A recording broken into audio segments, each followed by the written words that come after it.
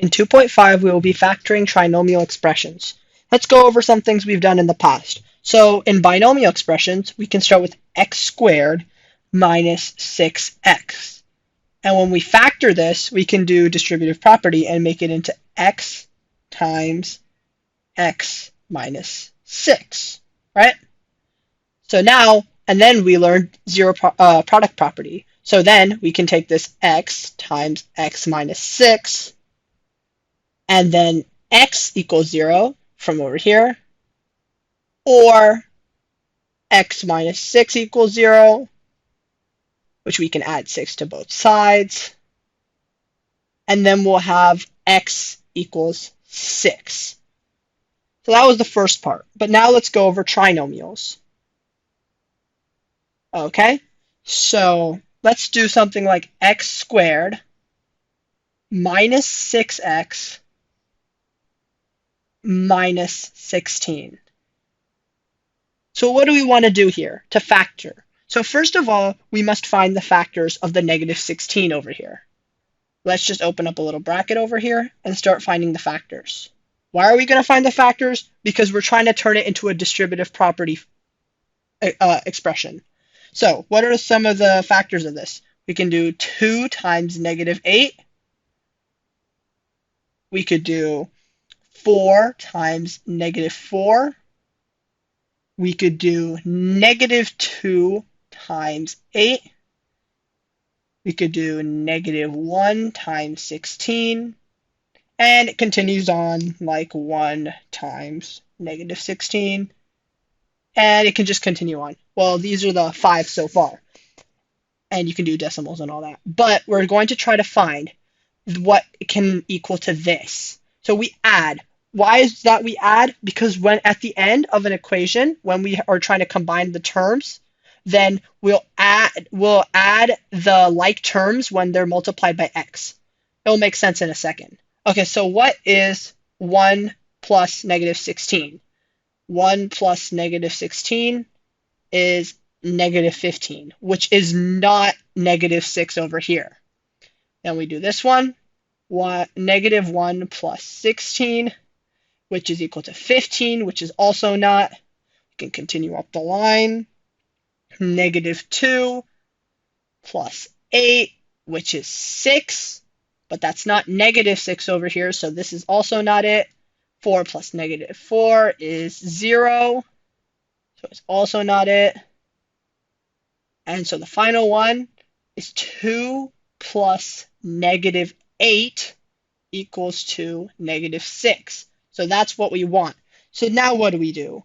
Now we must add the combination. And now that we're done with the adding the combination, we'll see if it's equal to the middle term, and now we've got that.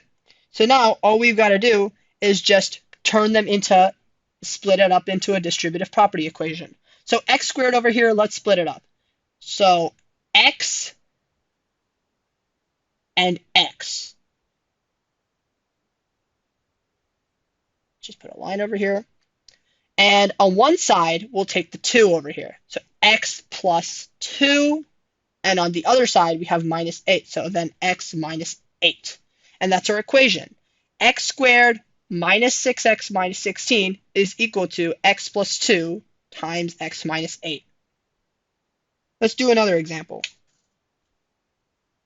Over time, you should be able to find this out, and you should be able to do it without even listing the factors. Let's do x squared plus 5x minus 24. So what do we do first? We got to find the factors of negative 24. Let's look at them. One that comes to mind, which should be correct, is 8 times negative 3. And then we can go so far, but that's one of the options which should make sense. You want to really go over and try to figure out what can be equal to plus 5x. X plus minus 3 is equal to 5. And 5 over here is absolutely equal to the 5x over here. So then we split up the equation. X, because the x squared over here, plus 8 times x minus 3 over here. Now, why is this equivalent? Let's go to the next page. So let's take the x plus 8 times the x minus 3. So first we got to look at the factors. We have our x times x when we're doing the distributive property, so that's x squared. Then we have our x times minus 3, so minus 3x.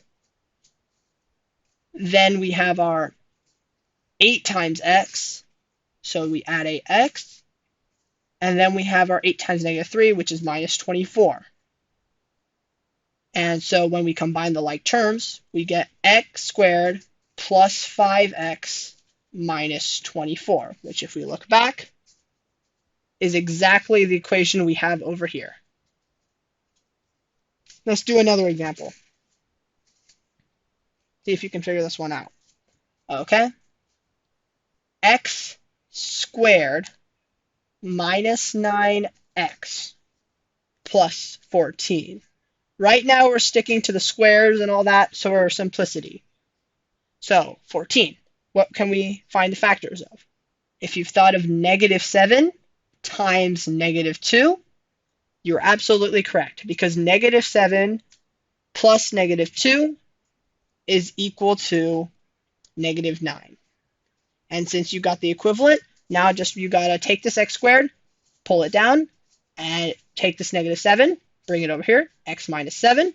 And the other one, which we have over here, which is negative 2, we just multiply it by x minus 2. And so this is our final equation over here. Final expression. Let's do another example. Let's do x squared minus 14 plus 24. Okay, I'll give you some time to think. All right, let's see if you got it. 24 can go into negative 12 times negative 2. These both negatives cancel out, and we got the positive now. So let's see what happens. Negative 12 plus negative 2 is equal to negative 14. And that's exactly what we have here. Sorry, I forgot to include the x, but that's what we got here. 14x over here. And all we got to do is just combine them. What do you think we do? We put the x over here, and then we take the first number we had over here, so x minus 12, and we take another one, x over here, and we take the minus 2. We got the minus 2 over here, and that is our final equation. Now, this might seem pretty easy right now, but next lesson we'll be getting to some harder stuff. We'll be doing something like 3x squared minus 5x minus 14. Now, what do you do here?